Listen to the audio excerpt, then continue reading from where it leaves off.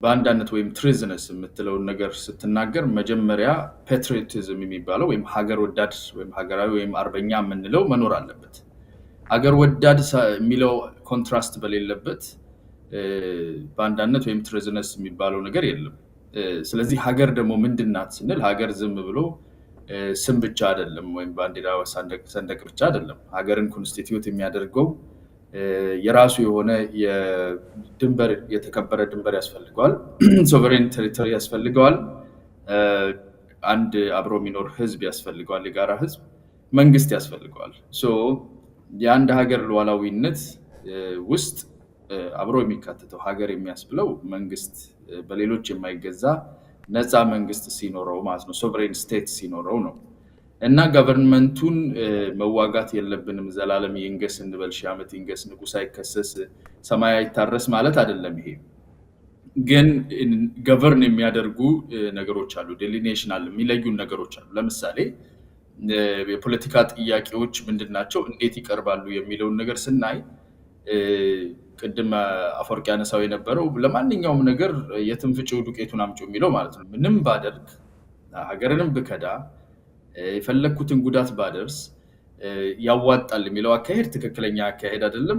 የሚነሳውም ደግሞ ከዴፊኒሽኑ ነው። አሁን አፈወርቅ ብሏል፣ አይ ቲንክ ዘሪሁን ብሏል እና አንስተ መለጠፍ ነው ዝም ብለህ። አንደኛ ዓላማው ይሄ አንስቶ መለጠፍ የሚሰራበት የገሌም ባንዳ ነው የገሌም ባንዳ ነው የሚባልበት ምክንያት ቃሉን ራሱን ለማርከስ ከሚደረግ ፍላጎት ነው። ራሱ ባንዳ የሆነ ሰው ሰውን ሁሉ ዞሮ ባንዳ ሲል የቃሉ ፓንች ጥንካሬው እንዲቀንስለት ዋተር ዳውን ማድረግ ወይም ደግሞ ውሃ የመቀላቀል የማርከስ ስራ ስለሆነ እሱ ባንዳነት ውስጥ የሚሳተፉ አካላት ያውቁታል እና ሄደው ሁሉንም ሌብል ያደርጋሉ ባንዳ ብሎ ለማጥራት እንዲያስቸግር ማለት ነው።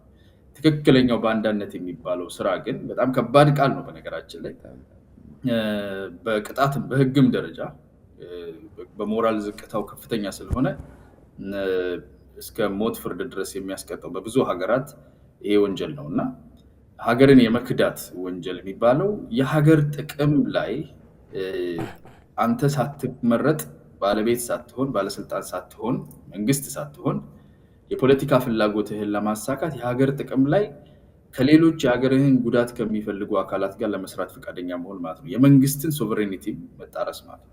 ቢኮዝ ሀገር የሚለው ነገር ዝም ብሎ መሬት ወይም ህዝብ ብቻ አይደለም። መንግስትም ያስፈልጋል፣ ሶቨሬን ስቴት ያስፈልጋል፣ ጋቨርንመንት ያስፈልጋል። እና የመንግስት ሶቨሬኒቲ እሱ በጣም ዲቴል የሆነው ነገር ውስጥ ኢንትሪኬሲ ውስጥ አንገባም። እኛ ሀገር ያለው ችግር ሁለት ነው። አጭሩ ማስቀምጬ እንዳልፍ በአንድ 2 ደቂቃ ውስጥ አንደኛ ይሄንን አርበኝነትን ወይም ሀገር ወዳድነት የሚባለውን ነገር ለመገንባት እድሉን አላገኝም። ብዙ ጉዳቶች ደርሰውብናል። ወደኋላ የተመለሱ ሪግረስ ያደረጉ ሂደቶች አሉን በታሪክ ውስጥ። ሰው የፈለገው ሰው ተነስቶ ኢትዮጵያ ላይ እንደዚህ የሚሆንባት ኢትዮጵያ ለእኔ ሀገር አይደለችም ብሎ ሲናገር ተው አትልም ማለት የማንችልበት ብሔር ላይ ቤዝድ ያደረጉ ማንነት ላይ ቤዝድ ያደረጉ ትግሎች ከዛም በፊት የነበሩ ነገሮች የፈጠሩብን ችግር አለ። ይሄንን ሳናርቅና የጋራ ስምምነት እኔ አሁን የምኖርበት ሀገር አሜሪካ ህገ መንግስቱ እንደ ከፈጣሪ ቀጥሎ እንግዲህ ህገ መንግስቱ ነው የሚወደደው የሚፈራው የሚከበረው። ስትምልም ለሱ ሞትለታለሁ ብለህ ነው የምትምለው እና ችግር ያለበት 20 ምናምን ጊዜ አሜንድ የተደረገ ህገ መንግስት ነው ተመልሶ የታረመ ግን ሞትለታለሁ ነፍሴን ሰጥለታለሁ ይላል ሰው ልጆቹን በ18 በ19 ዓመታቸው ፈረንጆች ልከው ሄደው ይሙት ይህን ህገ መንግስት ለማስከበር ይላል።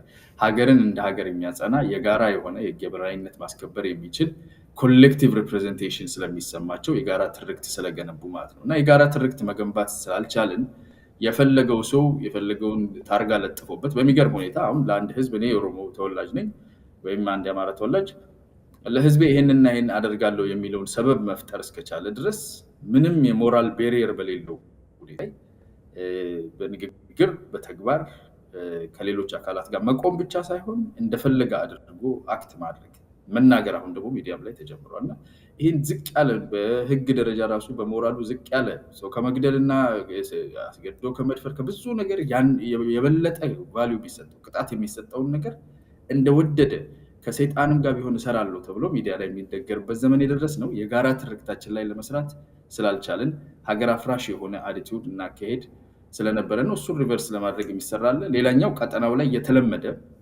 በባብል መንደብ እና በዚህ በቀይ ባህር አካባቢ ካለው ከጋልፍ ኦፍ ኤደን ጋር ተያይዞ ያለው በጣም የዓለም ሁሉ ትኩረት ያለበት ቀጠና ስለሆነ ፕሮክሲ ወር ወይም የውክልና ጦርነት የገበያው አይነት ነው። በጣም የተለመደ ነው።